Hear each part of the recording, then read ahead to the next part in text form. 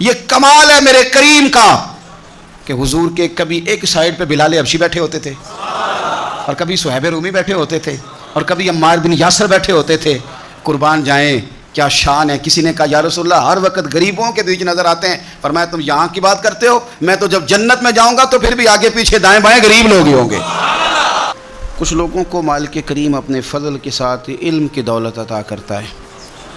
اللہ تعالیٰ فضل اور احسان فرمائے تو کچھ لوگوں کو اللہ تعالیٰ مالی طور پر بھی وسعت عطا فرما دیتا ہے. کچھ لوگ ایسے ہوتے ہیں جنہیں اللہ تعالیٰ قوت اور طاقت عطا کرتا ہے. کچھ کو حسن و جمال کی نعمت سے بہراور فرماتا ہے. لیکن یہ سارا کچھ اللہ کی عطا ہے. جب تک انسان ان چیزوں کو اپنے مالک کی عطا سمجھتا ہے تب تک وہ تشکر کرتا ہے, تب تک وہ عاجزی میں رہتا ہے. اور جب وہ سمجھ لیتا ہے نا کہ معاذ اللہ یہ چیزیں میرا حق تھیں, میری ملکیت ہیں, مجھے ملنی ہی چاہیے تھیں اور میں دیکھو ممتاز ہوں کسی وجہ سے ان چیزوں میں, پھر وہ عجب میں مبتلا ہو جاتا ہے, خود پسندی میں مبتلا ہو جاتا ہے. پھر نہ صرف یہ کہ وہ ناشکری کرتا ہے بلکہ بہت سارے مقامات پر وہ اپنے رب کریم کی معاذ اللہ نافرمانی بھی کر جاتا ہے. اپنی زندگی کے اندر کبھی بھی ایسا رویہ اختیار نہیں کرنا چاہیے کہ اپنی زبان سے اپنی تعریف کرنی پڑے. اہل خیر پر کبھی یہ نوبت نہیں آتی کہ انہیں خود سے بتانا پڑے کہ میں بڑا نیک ہوں, میں نمازی ہوں, میں عبادت گزار ہوں, میں سخی ہوں. خود انہیں اظہار کرنا پڑے. دیکھیے اگر آپ کے اندر کوئی خیر پائی جا رہی ہے تو اس کا اجر بندوں سے تو لینا نہیں, اجر تو اللہ کی بارگاہ سے حاصل کرنا ہے. تو پھر بجائے اس کے کہ انسان اپنی نیکیاں گننی شروع کرے, انسان اپنی خوبیوں پر اترانا شروع کرے, انسان اپنی خیر کے کام بتانا شروع کرے, کیا یہ اچھا نہیں کہ وہ قبولیت کی دعا کرے؟ کیا یہ بہتر نہیں کہ وہ عرض کرے مالک جو میں نے تیری بارگاہ میں نذرانہ پیش کیا ہے تو اسے قبول ہی فرما؟ بجائے اس کے کہ وہ تکبر میں آئے, اسے اللہ تعالیٰ کی خفیہ تدبیر سے ڈرنا چاہیے. اللہ تعالیٰ نے قرآن مجید میں انسان کی اس نفسیات کا ذکر کیا ہے اور لوگوں کے اس بات کو اللہ تعالیٰ نے سورہ نجم کے اندر اس طرح بیان کیا ہے. فرمایا فَلَا تُزَكُّوا أَنفُسَكُمْ, اپنے آپ کو ستھرا نہ بتاؤ, اپنی پاکیزگی کا خود بیان نہ کرو. فرمایا ہوا اعلم بمن اتقى, اللہ بہتر جانتا ہے پرہیزگاروں کو, اسے پرہیزگاروں کی زیادہ خبر ہے. تم نہ بتاؤ کہ جب سے بڑا ہوا ہوں نماز نہیں چھوڑی, تم نہ بتاؤ کہ میں بہن بھائیوں کو میں نے ہی پالا ہے, تم نہ ذکر کرو کہ فلانے کو روٹی میں نے کھلائی, تم یہ بات نہ کرو کہ فلاں آدمی کے ساتھ میں نے نیکی کی تھی. ہوا اعلم بمن اتقى, اللہ کو بہتر پتہ ہے متقی کون ہے. یہ چیزیں اجر والی ہیں, یہ اللہ پہ چھوڑ دو. تم اپنی زبان سے ذکر نہ کرو ورنہ عجب میں مبتلا ہو جاؤ گے, ورنہ تم ایسی آفت میں آ جاؤ گے جو تمہیں کمزور کر دے گی. ہمارے ہاں تیزی سے لوگوں کے اندر عجب آیا ہے, خود پسندی آئی ہے. لوگ 2 4 5 دفعہ اپنے آپ کو اچھا کہتے ہیں, دوسروں کے ساتھ تقابل کرتے ہیں, پھر وہ اس کو طے کر لیتے ہیں کہ میں واقعی دوسروں سے اچھا ہوں, میرے اندر واقعی کچھ خوبیاں زیادہ پائی جاتی ہیں, مجھے واقعی فلاں بزرگ بڑا پیار کرنے لگ گیا, میرا واقعی نام زیادہ ہو گیا ہے. اور نہ میرے بھائی, رب کے بندوں کی تو شان یہ ہے کہ راتی ساری کر کر زاری, وہ نیند اکھاں تھیں توندے, فجر اوہی گناہگار کا آون, تے وہ سب تو نیویں ہوندے. اللہ کے بندے کا تو یہ کام ہے کہ عاجزی, انکساری, عجز, وہ قبولیت کی دعا کرے, کسی عجب میں مبتلا نہ ہو, کسی خود پسندی کا شکار نہ ہو. حضرت سیدہ عائشہ صدیقہ رضی اللہ تعالیٰ عنہ, قربان جائیں ہماری اماں کے, کیا انداز تربیت ہے اور کیا اللہ نے انہیں معرفت کا نور عطا فرمایا ہے. کسی نے پوچھ لیا اماں جی گناہگار کون ہوتا ہے؟ خاموشی چھا گئی. سیدہ طیبہ طاہرہ حکمت کے موتی بکھیرنے لگی, اماں جی گناہگار کون ہوتا ہے؟ تو فرمانے لگی وہی تو گناہگار ہوتا ہے جو اپنے آپ کو نیکوکار سمجھتا ہے. جس نے طے کر لیا نا میں نیک آدمی ہوں, پرہیزگار آدمی ہوں, میں بڑا اچھا ہوں, نمازی ہوں, حاجی ہوں, صوفی ہوں, درویش ہوں, حلال کماتا ہوں, یہ جس نے گمان کر لیا نا کہ میں ہی تو ہوں پگڑی کے نیچے چھپا ہوا, میں ہی تو ہوں جس کے چہرے پر داڑھی آئی ہے تو نورانیت بڑھ گئی ہے, میں ہی تو ہوں جو وقت پر مسجد آیا تھا, میں ہی تو ہوں جس نے آگے بڑھ کے سب سے پہلے خیر کا کام کیا.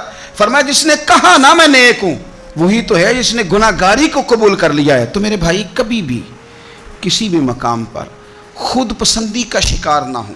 خود پسندی کا, ایک تو اپنی رائے کو کبھی آخری رائے نہ سمجھیں. میں اکثر دوستوں سے کہتا ہوں وہ جی میں نے کہا تھا تو میری مانی نہیں گئی، تو میں نے کہا ہم نے تو آپ سے مشورہ مانگا تھا، ہمیں پتہ ہی نہیں تھا آپ حکم دے رہے ہیں۔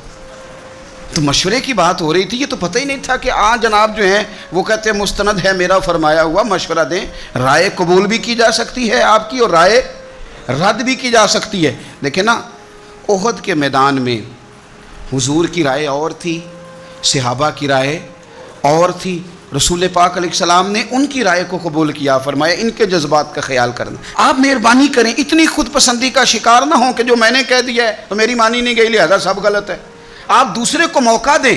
جنگ خندق کے موقع پر بڑے بڑے کبار صحابہ کی رائے اور تھی کہ باہر نکلنا چاہیے، باہر نکل کے لڑنا چاہیے، حضرت صدیق اکبر جیسے لوگ، حضرت عمر فاروق، مولا علی جیسے لوگ، لیکن حضرت سلمان فارسی رضی اللہ تعالیٰ انہوں نے کہا حضور مدینے میں رہتے ہیں، خندق کھودتے ہیں، تو رسول پاک نے باقی سب کی رائے کو چھوڑا، جناب سلمان فارسی کی رائے کو قبول فرمایا۔ مہربانی کریں، ہمارے ہاں اختلاف اس لیے بڑھ گیا کہ ہم بڑے خود پسند ہیں، ہم بڑے سیانے ہیں، میری بات نہیں مانی لہذا میری چھٹی۔ بڑی بڑی جماعتیں ٹوٹ جاتی ہیں، بڑے بڑے ادارے فلاپ ہو جاتے ہیں، کیوں؟ کہ ہمیں اپنی رائے بڑی عزیز ہو گئی ہے، ہم اپنی بات چھوڑنے کو تیار نہیں ہوتے۔ کچھ لوگ ایسے ہیں جنہیں اللہ عقل دیتا ہے، عقل خالص خدا کا فضل ہے۔ آپ یقین کریں بہت سارے پڑھے لکھے لوگ بھی سیانے نہیں ہوتے، ڈگری ہوتی ہے شعور نہیں ہوتا۔ اللہ تعالیٰ کچھ لوگوں کو معاملہ فہمی دیتا ہے، کچھ ایسے میں نے لوگ دیکھے ہیں دیہاتوں میں جو بظاہر ان پڑھ ہوتے ہیں پر بڑے معاملہ فہم، بڑے پنچایت کے سمجھدار، بڑے اچھے طریقے سے لوگوں کو اب اللہ تعالیٰ نے عقل دے دی، شعور دے دیا، خدا کا فضل تھا نا، اللہ نے ان کو بولنے کی طاقت دے دی، اپنا ما فی ضمیر کہہ سکتے تھے، بات کرنے کی صلاحیت تھی، انہوں نے کیا کیا؟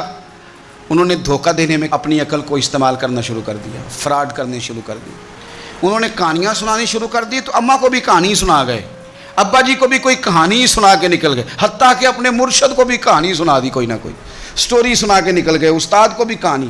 خدا اگر شعور دے تو اگر آپ اس سے منفی کام لے کے اتنا آگے جا سکتے ہیں تو آپ اپنی عقل کو مثبت جگہ پہ استعمال کریں تو خدا آپ کے شعور سے کام بھی بڑے بڑے لے لیتا ہے، پھر بڑے بڑے کام ہو جاتے ہیں، بڑا اللہ تعالیٰ نواز دیتا ہے۔ لیکن کبھی بھی اپنی صلاحیتوں کا منفی استعمال نہ کریں۔ اگر آپ یہ کہیں کہ ہم نے منفی استعمال ہی کرنا ہے اپنی ان ساری چیزوں کا، تو پھر یاد رکھنا کچھ لوگ دنیا میں آپ کو ایسے بھی ملیں گے، قد بھی بڑا اونچا ہے، رنگ بھی بڑا گورا ہے، چلنے میں انسان بڑا بھلا محسوس ہوتا ہے، لیکن آپ ذرا اس کا بازو اٹھا کے دیکھیں گے تو یہاں ایڈریس لکھا ہوا ہے، اس کا ذہنی توازن ٹھیک نہیں۔ اگر کسی کو ملے، کرتے پر ایڈریس لکھ دیا ہے، بازو پر لوگوں نے ایڈریس لکھ دیا ہے، اگر کسی کو ملے تو فلاں مقام پہ پہنچا دو۔ وہ ایک دفعہ خبر لگی کسی علاقے کی کہ ایک مقام پہ نا پڑھے لکھے اور مالدار نوجوان بڑی مہنگی گاڑی میں آئے اور ایک بوڑھے شخص کو زبردستی گاڑی میں ڈالنے لگے، اور وہ بوڑھا اتنا غریب تھا کہ فٹ پاتھ کنارے بیٹھ کے وہ خیرات مانگ رہا تھا۔ تو بہت سارے لوگ جمع ہو گئے، پولیس کو بھی بلا لیا گیا، جب آئے تو انہوں نے کہا تم اتنے مالدار ہو تو اس فقیر کو کہاں لے جانا چاہتے ہو؟ تو بچے رو پڑے، پہلے بتاتے نہیں تھے لوگوں کو، پھر وہ رو پڑے، انہوں نے کہا نہ ہمیں تنگ کرو، لے جانے دو۔ کا مسئلہ کیا؟ کہنے لگے یہ غیر نہیں ہمارے والد ہیں۔ ماجرا کیا؟ کہنے لگے بیچارے بڑے سمجھدار تھے، بزنس مین تھے، سب کچھ تھا، ورنہ اب ذہنی توازن ٹھیک نہیں رہا، اب سارا کچھ ہوتے ہوئے سڑکوں پہ بھیک مانگتے ہیں۔ او بے پرواہی ویک سجن دی، جتھے کسے دی پیش نہ جاوے، انہیں تاجاں والے در در رولے، تے او منگتے ہیں تخت بٹھاوے، سجنا کسے نو کارا ملدا ہی کوئی کعبے او خالی آوے۔ تو اگر آج شعور سلامت ہے، شعور، تو پھر تھوڑا خیال کریں۔ کچھ لوگ خود پسندی کا شکار ہو جاتے ہیں، میں سونا بڑا ہوں، میرا رنگ بڑا گورا ہے، یہ ڈھل جاتی ہیں جوانیاں، ختم ہو جاتے ہیں مسئلے، یہ خدا معاف کرے تو چند لمحوں چند مہینوں کی بیماریاں چھین کے لے جاتی ہیں وجود کی طاقتیں۔ یہ کبھی ان سونے جوانوں کو دیکھو جن کا قد کاٹھ بڑا عروج پہ تھا اور چیزیں بڑی اعلیٰ تھیں، لیکن جب وہ بیمار ہوئے تو ان کی حالت یہ ہو گئی کہ اب پوچھنے والا کوئی نہیں، اب کوئی شخص نہیں جو ان کو پانی کا گلاس بھی دے سکے، اب کوئی نہیں جو ان کے قریب بھی جا سکے، اب کوئی شخص ایسا نہیں۔ ان کو دیکھ کے محسوس ہوتا ہے کہ یہ ڈھانچہ ہے، ان کے پاس گوشت موجود ہے ہی نہیں۔ میرے عزیز، اگر آپ تھوڑا سا اپنے اوپر توجہ دیں، میرے رسول پاک صلی اللہ تعالیٰ علیہ وسلم نے نا ہماری تربیت فرمائی، کسی جگہ بھی حسن ہو دولت ہو، اچھا پھر یہی معاملہ دولت کا ہے، دولت محنت سے نہیں ملتی، خدا کے فضل سے ملتی ہے۔ بڑے بڑے سمجھدار لوگ رہ جاتے ہیں۔ حضرت میاں صاحب نے کہا تھا، میں بیوقوفاں دے نوکر ویکھے دانش مند سیانے، یہ خدا کے فضل سے پیسہ ملتا ہے۔ اب لوگ سمجھتے ہیں میری بڑی عقل ہے، میں بڑا تیز ہوں، میں نے بڑے پیسے کما لیے، کچھ لوگ پھر انہیں حقیر لگنے لگتے ہیں معاذ اللہ، وہ کہتے ہیں دیکھو کپڑے کس طرح کے پہن کے آ گیا ہے۔ آپ یقین کریں ایسے لوگ دیکھے ہیں جو لوگوں کے کپڑے دیکھ کے، جو لوگوں کا حلیہ دیکھ کے، لوگوں کا لباس دیکھ کے ان پر تنقید کرتے ہیں۔ یہ کمال ہے میرے کریم کا کہ حضور کے کبھی ایک سائیڈ پہ بلال حبشی بیٹھے ہوتے تھے، اور کبھی صہیب رومی بیٹھے ہوتے تھے، اور کبھی عمار بن یاسر بیٹھے ہوتے تھے۔ قربان جائیں کیا شان ہے۔ کسی نے کہا یا رسول اللہ ہر وقت غریبوں کے بیچ نظر آتے ہیں، فرمایا تم یہاں کی بات کرتے ہو، میں تو جب جنت میں جاؤں گا تو پھر بھی آگے پیچھے دائیں بائیں غریب لوگ ہی ہوں گے، انہی کے بیچ سج سنور کے جاؤں گا۔ کچھ لوگوں کا مسئلہ برادری کا ہے، ان کی برادری بہت بڑی ہے، قبیلہ بہت بڑا ہے، اوہو انہوں کسی نے بتا دیا ہے کہ جناب تو بہت عظیم الشان قبیلے سے تعلق رکھتا ہے، تیرا بہت بڑا منصب ہے، بڑا مقام ہے، تجھے تو لوگ چودھری صاحب کہتے ہیں۔ کل بھی میں نے دیکھا ہے 15-20 لوگ کہہ رہے تھے کہ تیرا قبیلہ بہت بڑا ہے، بہت بڑی تیری برادری ہے۔ فتح مکہ ہوا تو امام غزالی رحمۃ اللہ تعالیٰ علیہ فرماتے ہیں کہ نبی پاک صلی اللہ علیہ وسلم نے نا سیدنا بلال حبشی کو کعبے کی چھت پہ کھڑا کیا۔ یہ کس نے ذروں کو اٹھایا اور صحرا کر دیا، یہ دیکھو کس نے قطروں کو ملایا اور دریا کر دیا، کس کی حکمت نے یتیموں کو کیا در یتیم اور غلاموں کو دنیا بھر کا مولا کر دیا۔ نبی پاک صلی اللہ علیہ وسلم نے سیدنا بلال کو کعبے کی چھت پہ کھڑا کیا تو حارث بن حشام اور سہیل بن عمر یہ کہنے لگے دیکھو ایک سیاہ فام کو اذان دینے کھڑا کر دیا ہے۔ ان کا خیال تھا کہ قریشیوں میں سے، ہاشمیوں میں سے، اہل مکہ میں سے کوئی کھڑا ہوتا، ایک سیاہ فام حبشی کعبے کی چھت پہ چڑھا دیا۔ یہ خود پسندی ہے نا کہ ہم فلاں بن فلاں بن فلاں ہوتے ہیں، فلاں کو کھڑا کر دیا ہے۔ اللہ تعالیٰ نے آیت نازل کر دی، فرمایا ان اکرمکم عند اللہ اتقاکم، فرمایا اللہ کی نظر میں معزز وہ ہے جو زیادہ پرہیزگار ہے، جو تقوی میں زیادہ ہے۔ میرے نبی پاک صلی اللہ تعالیٰ علیہ وسلم سے پوچھا تھا صحابہ نے، یا رسول اللہ صلی اللہ تعالیٰ علیہ وسلم لوگوں میں معزز کون ہوتا ہے؟ مال والا، دولت والا، منصب والا، برادری والا، قبیلے والا، یا جس کے پیچھے لوگ زیادہ چلتے ہوں؟ یا رسول اللہ لوگوں میں معزز کون ہوتا ہے، اعزاز والا، عزت والا بندہ کون ہے؟ تو نبی پاک علیہ السلام نے فرمایا جو اپنی موت کو کثرت سے یاد کرے اور اپنی آخرت کی تیاری کرے وہ معزز آدمی ہے، وہ بندہ اعزاز والا ہے۔ امام غزالی روایت لائے، جس نے آخرت کو بھلا دیا ہے اور دنیاوی معاملات کے اندر ہر وقت الجھا رہتا ہے وہ بندہ اعزاز والا نہیں ہے۔ اپنے اعزاز کو سمجھیں، لیکن وہ ہمارا طریقہ یہ ہے کہ وہ جناب میری برادری، وہ جی اصل میں ہماری برادری بڑی۔ ابھی بھی نا دیہاتوں میں جھگڑے ہوتے ہیں تو کئی دفعہ کوئی بات ہمیں سننے کو ملے تو وہ کہتے ہیں جناب مسجد میں لڑائی ضرور ہے پر مسجد فلانی برادری نے بنوائی ہے۔ اور میں نے کہا بنوائی اس برادری نے تھی پر اب یہ اللہ کا گھر ہے۔ اب ایک ہی صف میں کھڑے ہو گئے محمود و ایاز، نہ کوئی بندہ رہا نہ کوئی بندہ نواز، بندہ و صاحب و محتاج و غنی ایک ہوئے، اور تیری سرکار میں پہنچے تو سبھی ایک ہوئے۔ اب کہاں بات ہو گئی بھئی، اب تو ختم ہو گیا معاملہ۔ مسند امام احمد بن حنبل میں حدیث ہے، میرے نبی پاک صلی اللہ تعالیٰ علیہ وسلم فرماتے ہیں کہ حضرت موسیٰ علیہ السلام کے زمانے میں نا دو شخص بحث کر رہے تھے، تو ایک بندہ اپنے قبیلے گنوانے لگا، کہنے لگا میں فلاں کا بیٹا، میرا فلاں سب نسب، وہ فلانے کا بیٹا، وہ فلانے کا، اس نے اپنی 9 پشتیں گنوا دی۔ لوگ کہتے ہیں نا جی ہم جدی پشتی ہے، ہماری مسجد ہے، جدی پشتی ہے ہمارا گاؤں ہے، جدی پشتی فلاں تو جدی پشتی فلاں تو جدی پشتی ہم چلے آ رہے ہیں۔ اس نے 9 پشتیں گنوا دیں سامنے والے کو زیر کرنے کے لیے۔ نبی کریم علیہ السلام فرماتے ہیں اللہ تعالیٰ نے حضرت موسیٰ کلیم کو وحی فرمائی کہ اسے کہو تو تکبر کر رہا ہے نا اپنی 9 پشتوں پہ، تو سن وہ تیری 9 کی 9 پشتیں جہنم میں گئی ہیں، 9 کی 9 دوزخی ہیں۔ اب تو بتا تو کیا کہنا چاہتا ہے؟ وارث شاہ مان کری نہ وارثاں دا، زندگی احتیاط کے ساتھ گزاریں، احتیاط کے ساتھ۔ کچھ لوگوں کے پاس آج طاقت ہے، خدا ہم سب پہ اپنا فضل نازل فرمائے۔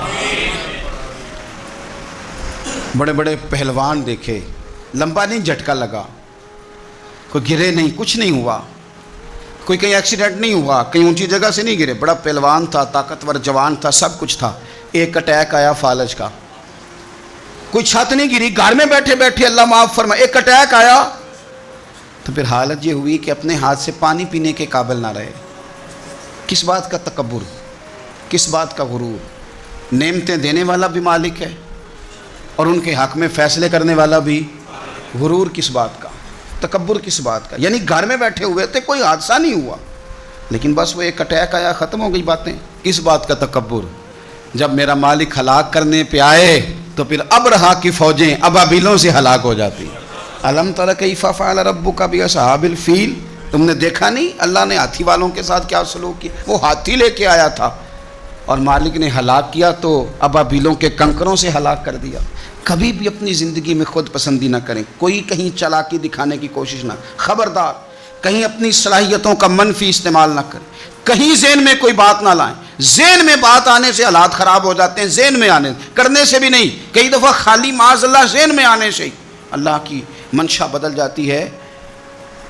بادشاہ، گرمی کا موسم تھا تو عارف رومی کہتے ہیں وہ سخت گرمی لگی تو ایک باغ میں گھس گیا، پانی پیا تو مالی سے کہنے لگا، باغ کا مالی اللہ کا نیک بندہ تھا، اس سے کہنے لگا کوئی کھلاؤ یار۔ اس نے پہلے پانی پلایا، پھر ایک انار توڑ کے بڑا خوبصورت بادشاہ کو پیش کیا، بادشاہ نے کھایا تو بڑا میٹھا پھل تھا، تو اندر ہی خیال آ گیا کہ یہ تو میرے علاقے میں ہے باغ، قبضہ نہ کر لوں، اس پر قابض نہ ہو جاؤں۔ یہ کہتے ہی اس نے جب دوبارہ مطالبہ کیا نا، اندر بات ہے، کہنے لگا ایک اور لانا انار، وہ توڑ کے لایا، درویش آدمی تو جب دیا اس کو تو کڑوا نکلا، تو بادشاہ کہنے لگا یہ تو بڑا کڑوا ہے، ذائقہ کیسے بدل گیا؟ وہ رب کا بندہ تھا، کہنے لگا تیری نیت بدل گئی تو پھل کا ذائقہ بدل گیا۔ اگر تیری نیت ٹھیک رہتی تو اللہ تبارک و تعالی اس کو بھی ٹھیک رکھتے، تیری چونکہ نیت جو بدل گئی ہے۔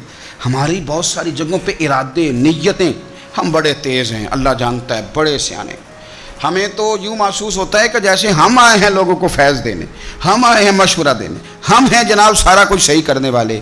عجب سے بچیں، خود پسندی سے بچیں، دکھلاوے سے بچیں، ریاکاری سے بچیں، اپنی ان ساری۔ اور ایک بات اور، دعائی تب اثر کرتی ہے جب رب چاہے، تعلقات تب اثر کرتے ہیں جب رب چاہے۔ آپ کو کوئی چیز بھی اس وقت موافق آتی ہے جب اللہ چاہے، جب اللہ نہ چاہے، اللہ نہ جب چاہے۔ خواجہ حسن بصری رحمۃ اللہ علیہ فرماتے ہیں میں ایک بادشاہ سے ملنے گیا، مصر کے بادشاہ سے، تو اپنے گاؤں گیا ہوا تھا، مجھے پیچھے جانے کا موقع ملا تو ایک قبر پہ کھڑا تھا بادشاہ۔ پہلے حسین و جمیل عورتیں آئیں، کچھ دیر قبر پہ کھڑی رہیں، پھر وہ چلی گئیں، اور اس کے بعد بڑے بڑے علماء آئے، قبر پہ کھڑے ہوئے چلے گئے، پھر بڑے فوجی آئے، جرنیل آئے اسلحے کے ساتھ، قبر پہ کھڑے ہوئے چلے گئے۔ پھر بادشاہ نے ساری دولت منگائی، ہیرے جواہرات قبر پہ قریب رکھے گئے۔ پھر بادشاہ آیا، اس نے اپنے سر سے پگڑی اتاری، قبر کے پیروں والی سائڈ پہ رکھ کے وہ کھل کے رویا، پھر دور ایک کونے میں ہٹ کے سجدے میں گرا۔ حضرت حسن بصری رحمۃ اللہ علیہ فرماتے ہیں میں نے کہا یہ ماجرا کیا ہے؟ تو کہا بادشاہ کا ایک ہی بیٹا تھا، بیمار ہو گیا، دنیا کے مہنگے مہنگے طبیب بلائے، ٹھیک نہ ہو سکا۔ بادشاہ ہر سال اس قبر پہ آتا ہے، عورتیں بھی آتی ہیں تو کہتا ہے پتر اگر سارا حسن دیکھ کے تجھے بچایا جا سکتا تو میں تجھے بچا لیتا۔ پھر علماء آتے ہیں تو بادشاہ کہتا ہے پتر اگر سارا علم لگا کے تجھے بچایا جا سکتا تو میں تجھے بچا لیتا۔ پھر سارے فوجی آتے ہیں تو بادشاہ کہتا ہے پتر اگر ساری طاقت لڑا کے بچایا جا سکتا تو میں تجھے بچا لیتا۔ پر ہیرے جواہرات رکھ کے کہتا ہے پتر میں ساری دولت قربان کر دیتا پر تجھے جانے نہ دیتا۔ پھر وہ سر سے تاج اتار کے قبر پہ رکھ کے کہتا پتر میں بادشاہ ہوں، میں حکومت کی پرواہ نہ کرتا، مانگ کے روٹی کھا لیتا، لیکن حکومت دے کے تجھے بچایا جا سکتا تو میں تجھے۔